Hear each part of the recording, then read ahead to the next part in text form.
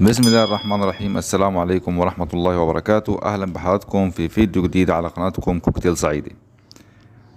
تخيل نفسك لو صحيت الصبح لقيت في حضنك أسد، أو نايم جنبك نمر، أو بتفتح الباب لقيت دب في وشك، أو تبص من الشباك تلاقي فهد. إيه هيكون شعورك؟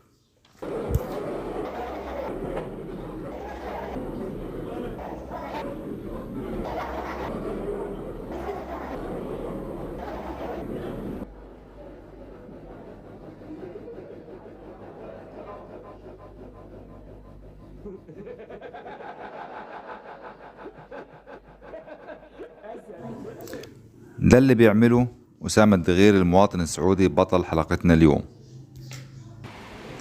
في ناس كتير تعاملت مع حيوانات مفترسة، لكن في ناس كتير تعرضت لمخاطر بسبب التعامل مع هذه الحيوانات.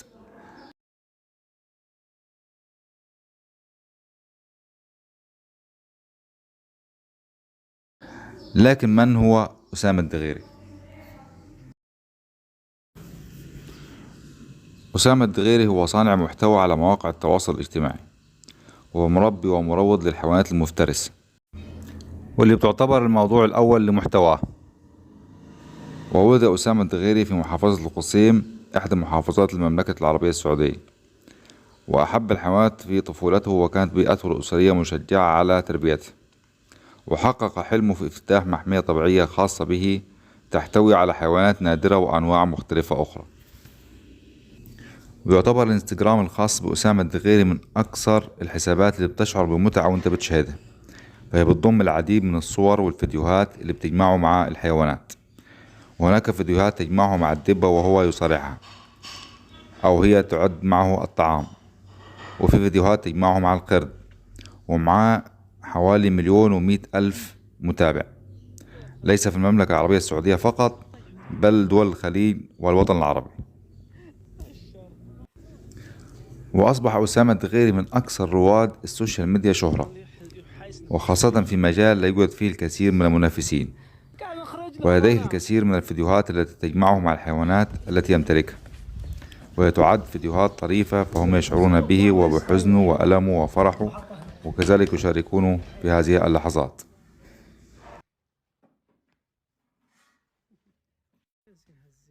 يا زين هرموش وه بس عبي.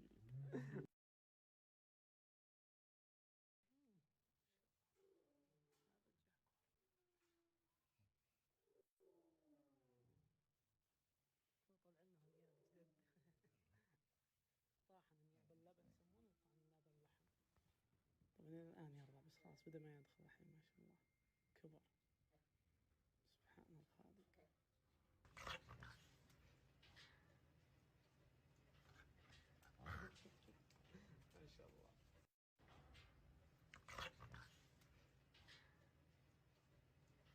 اللعب ذي شو مخالبة انتبهي.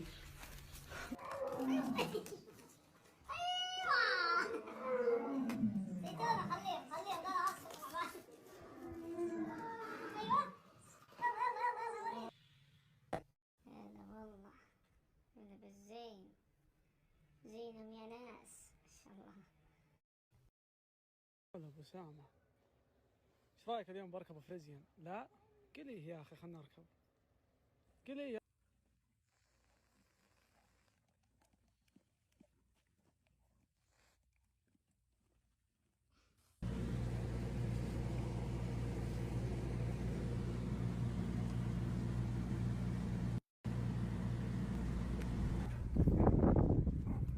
شوف سبحان الله يثبت ذيله سبحان الله. شاطر ما شاء الله. هذا الطير اسمه جولدن كنيور ما شاء الله. الله مسهم بالخير ويلا حيه ما شاء الله يا الزين ما شاء الله. اليوم مجتمعين ما شاء الله.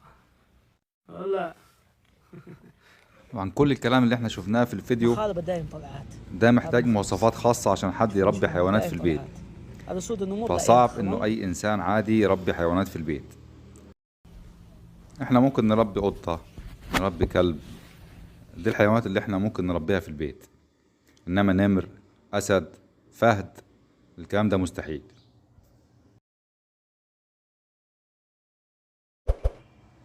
لو عجبك الفيديو اضغط لايك واشتراك عشان يوصلك كل فيديوهاتنا الجديدة.